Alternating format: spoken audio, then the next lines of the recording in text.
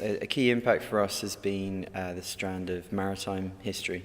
Okay, so looking at the history of the sea, looking at the interaction of people with the sea, and key bit of research in the department has been the history of slavery, and also we have people looking at the history of piracy, and that's really the genesis of that impact strand. So the research involved members of staff going to Sierra Leone actually to look at the archives there. So it's quite an extensive piece of research focusing really on the life and career in the Liverpool connection of a slaver called James Irving.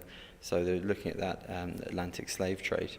The impact then of this, we looked to really hit the museum going public. So we use our strategic link with National Museums Liverpool and with the International Slavery Museum. Okay, so these established the International Slavery Museum around 2007, 2008.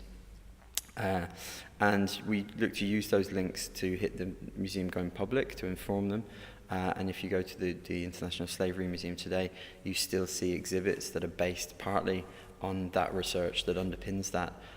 But more interestingly, we looked at hitting the non-university educator sector, so primary teachers, secondary teachers.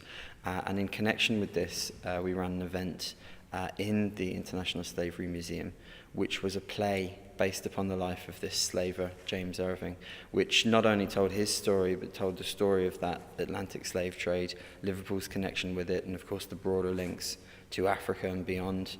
And that got very good feedback in terms of primary school educators, teachers, secondary school teachers who attended that.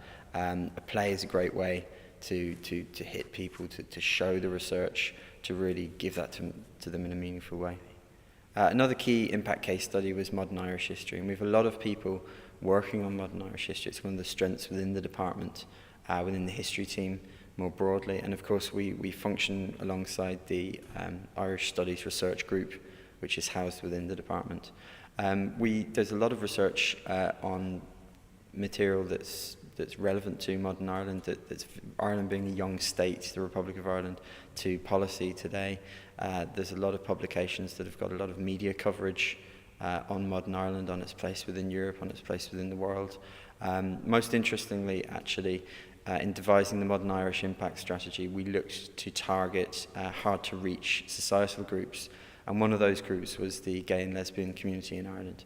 And every year in Dublin, there's a very large, I think largest in the world, gay and lesbian theatre festival.